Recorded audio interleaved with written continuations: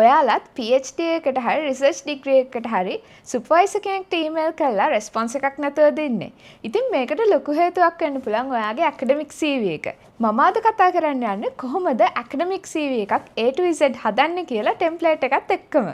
මේ academic CV එක use කරලා තමයි මට ස්කෝලර්ෂිප් 5ක් හම්බුනේ ඕස්ට්‍රේලියාවල යුනිවර්සිටි 5කින්.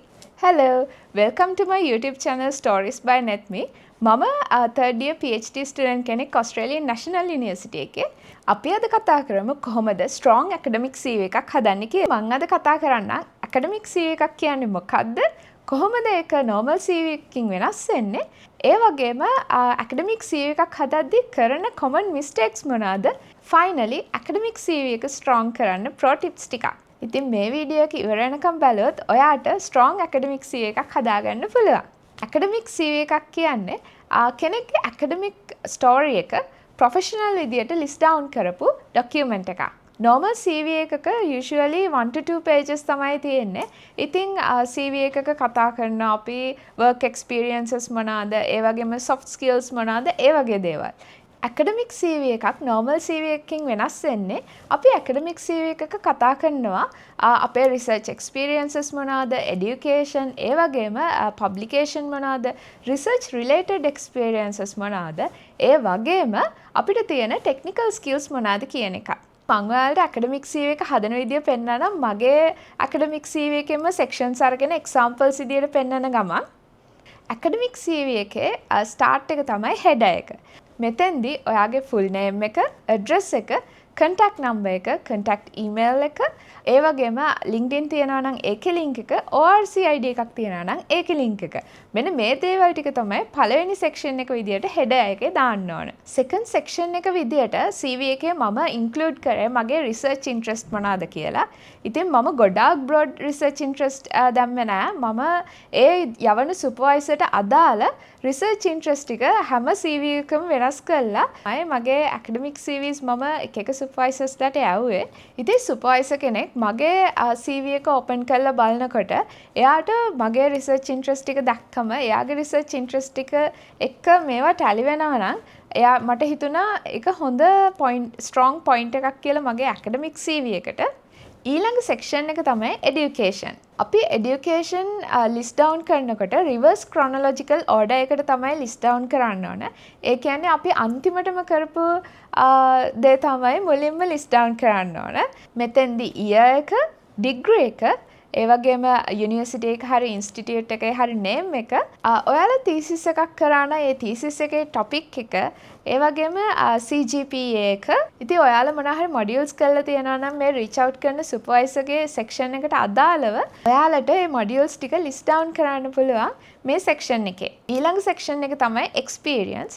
ඉතින් ඔයා ගොඩක් experience තියෙන කෙනෙක් නම් ඔයාට research experiences වෙනමයි professional experiences වෙනමයි දාන්න පුළුවන්. හැබැයි මේ මං වගේ පොඩි experiences ටිකක් තියාගෙන නම් ඔයාගේ academic CV එක හදන්නේ.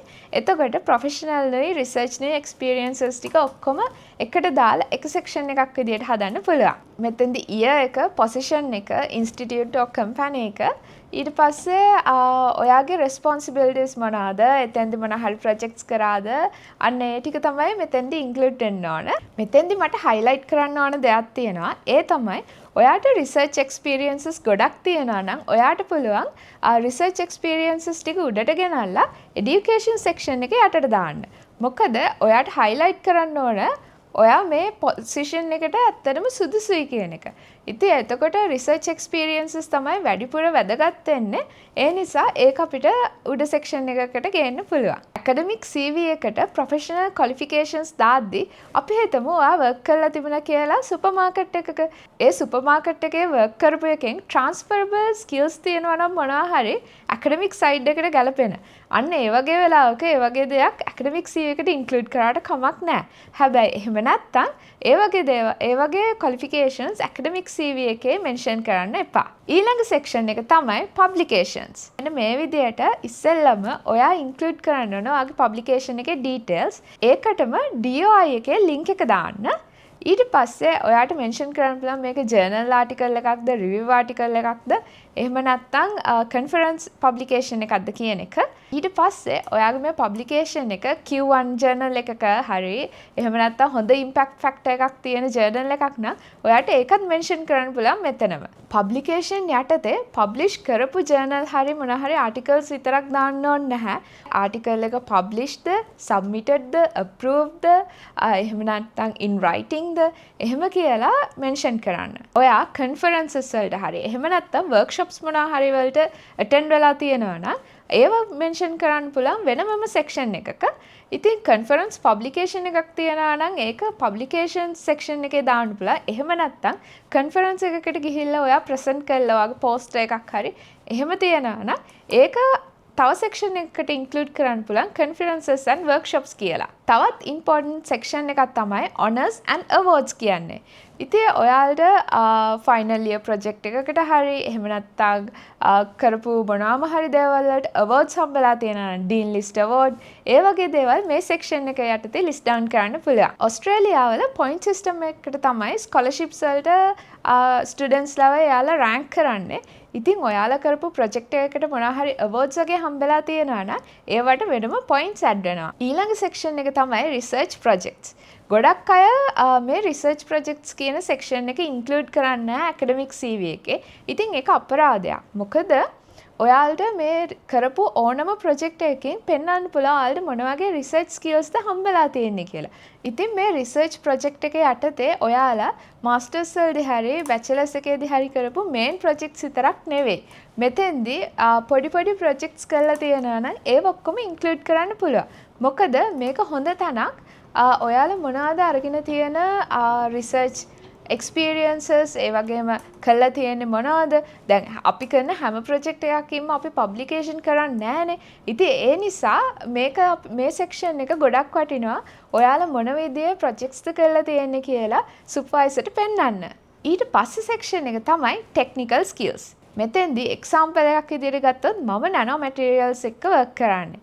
ඉතින් මට තියෙන ටෙක්නිකල් ස්කිල්ස් තමයි නැනෝ මැටීරියල්ස් ග්‍රෝ කරන විදිය මම දන්නවා. ඒ වගේම මම ඔප්ටිකල් මෙෂර්මන්ට්ස් කරනවා. එතකොට ඔප්ටිකල් කැරක්ටරයිසේෂන් රාමන් PL ඒ වගේ දේවල් ගැන දන්නවා. මෙන්න මේ වගේ දේවල් තමයි මෙතන ටෙක්නිකල් ස්කිල්ස් කියන්නේ. ඒ වගේම Origin, MATLAB ඒ වගේ softwares use කරන්න පුළුවන් එක. ඒ වගේම Python වගේ මොනවා හරි programming language එකක් පුළුවන් නම් අන්න ඒකත් මෙන්න මෙතන technical skills යටතේ ඔයාලට list down කරන්න පුළුවන්. තව section එකක් තමයි මම include කරන personal skills. පුළුවන් languages තියෙනවා නම් ඒව ගැන communication ඒ වගේම teamwork ඒ වගේ තියෙන soft skills මෙතන මේ section එකට include කරන්න පුළුවන්. තව include කරන්න පුළුවන් section දෙකක් තමයි extra curricular activities. ඉතින් මෙතන ඔයාලා university එකේදී school එකේදී මොනවා හරි කරපු extra curricular activities ඔයාලට list down කරන්න පුළුවන්. අනිත් section එක තමයි memberships. ඔයා engineer කෙනෙක් නම් IESL එකේ membership එක තියෙන එක ඒ වගේ memberships මෙතන list down කරන්න පුළුවන්. PhD supervisor කෙනෙක්ට වගේ යවන academic CV එකක අනිවාර්යෙන් include කරන්න ඕන section එකක් තමයි referees. ඉතින් දැන් ගොඩක් වෙලාවට අපි CV වල දානවා referees will be provided upon request කියලා. අපි PhD වලට supervisor කෙනෙක්ට ලියනකොට හරි එහෙම නැත්නම් application එකක් දානකොට හරි මම හිතනවා referees ලව include කරන ගොඩක් වැදගත් වෙනවා කියලා. referees ලව include කළාම ඔයාගේ CV එක යවනවා කියන්නේ supervisor උනත් convince වෙනවා අපිට හොඳ referral letter එකක් දෙන්න පුළුවන් කෙනෙක් ඉන්නවා කියන එක ගැන. සමහර වෙලාවල් තියෙනවා supervisorsලා අපිව ගන්නවද කියලා decide කරන්න කලින් referees ලගෙන් referral letter එකක් ඉල්ලනවා. ඉතින් ඒ වගේ වෙලාවක supervisorට අහන්න දෙයක් නැතුව එහෙම include කරාම ඒ supervisorට පුළුවන් කෙලින්ම අපෙන් referral letter එකක් ඉල්ලන්න හරි එහෙම නැත්නම් ඒ refereeව කෙලින්ම contact කරන්න හරි. දැන් අපි කතා කරමු ගොඩක් අය කරන biggest mistake මොනවාද academic CV එකක් හදද්දී. පළවෙනිම එක තමයි ගොඩක් අය 1 page හරි 1.5 page හරි academic CVs හදනවා. අපි normal CV එකක් හදන්නේ 1 page maximum 2 page නේ. ඉතින් මෙන්න මේ විදියට academic CV එකක් හදනවා. ඉතින් ගොඩක් අය මේක professional academic CV එකක් කියලා ගණන් ගන්නේ නැහැ.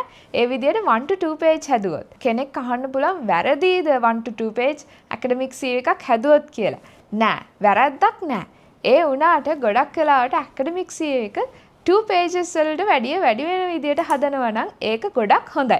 දෙවැනි දේ තමයි paragraph ලියනවා academic CV එකේ. CV එකක් කියන්නේ ඕනම කෙනෙක් තප්පර ගාණක් බලන ඩොකියුමන්ට් එකක්. ඉතින් කවුරු හරි මෙහෙම CV එක බලාගෙන යනකොට ඉක්මනට point by point තියෙන්න ඕන ඔයාට කියන්න ඕන හැමදේම. ඉතින් paragraphs ලියන්න එපා කොයි වෙලාවකවත් academic CV එකක. තව mistake එකක් තමයි හැම position එකකටම එකම CV එක දානවා. මම කරපු දෙයක් තමයි මම එක සුපර්වයිසර්ස්ලාට ඊමේල් යවනකොට ඒ සුපර්වයිසර්ට ගැලපෙන විදියට මගේ රිසර්ච් ඉන්ට්‍රස්ට් ටික පර්සනලයිස් කරලා තමයි මම මගේ CV එක හැදුවේ. එතකොට ඒ යවන හැම සුපර්වයිසර්ටම මම වෙනමම CV එකක් හැදුවා. මෙතෙන්දි රිසර්ච් ඉන්ට්‍රස්ට් එක විතරක් නෙවෙයි. එක විදිහේ ස්කිල්ස් ඒ වගේම පොඩි තැන් තිබුණා එක සුපර්වයිසර්ස්ලාට එක විදියට highlight කරන්න ඕන. ඉතින් ඒ විදියට ගැලපෙන්න තමයි මම මගේ CV එක හැම සුපර්වයිසර් කෙනෙක්ටම යවනකොට පර්සනලයිස් කරේ. CV එක තමයි මම PhD application එකට යුනිවර්සිටි එකටත් සබ්මිට් කරේ. හතරවෙනි මිස්ටේක් එක තමයි unrelated jobs ගොඩාක් මේ academic CV එකට include කරන එක. ඉතින් මම කලින් කතා කරා වගේ සුපර් මාකට් එකක වර්ක් කරපු එක. එහෙම නැත්නම් අපි හිතමු කාර් ඩීටේලින් හරි මොනවා හරි ඒ වගේ ජොබ් එකක් කරා නම් ඒකෙන් ඇත්තටම රිසර්ච් ෆීල්ඩ් එකට වැදගත්කමක් නැත්නම් ඒව ඉන්ක්ලූඩ් කරන්න එපා ඇකඩමික් CV එකේ.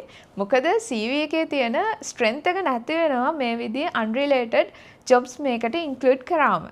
ඊළඟ වැරද්ද තමයි සමහරු ඉන්ක්ලූඩ් කරනවා ෆොටෝ එක. දැන් අපි CV වලට ෆොටෝ එක ඉන්ක්ලූඩ් කරන්නේ නැහැ. මේකට හේතුවක් තියෙනවා.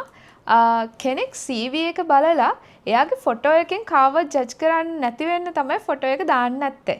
CV එකක් තියෙන්න ඕන. එයාගේ experiences, education, skills මේ හැමදේම පෙන්වන දෙයක්.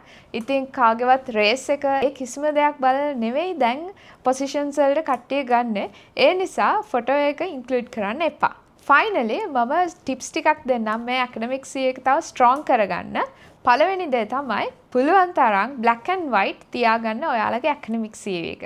ඒ වගේම DOI හරි මොනවා හරි links දැන් LinkedIn එකේ වගේ link එකක් ඒ වගේව දානවා නම් ඒක Word වල තියෙනනේ insert link කියලා අන්න ඒ විදියට link එක include කරන්න. එතකොට ඒක විතරක් පෙන්නනවා blue color වලින්. ඔයාගේ CV එක තියාගන්න black and white and blue කියන color combination එකට. ඉතින් ඔයා කරපු projects ඒ වගේම responsibilities ඒ වගේ දේවල් describe කරනකොට මෙන්න මේ වගේ phrases use කරන්න. Conducted, designed, developed, analyzed ඒ වගේවා. කිසිම designs ඒ වගේම fancy fonts use කරන්න එපා academic CV එක හදද්දි. මම හිතනවා මගේ මේ වීඩියෝ එක බලලා ඔයාලට academic CV එකක් හදන විදිය ගැන idea එකක් ගන්න පුළුවන් වෙන්නේ නැති කියලා. මොනවා හරි ප්‍රශ්නයක් තියෙනවා නම් comment කරන්න. තවත් PhD related වීඩියෝ එකකින් හම්බෙමු. Bye.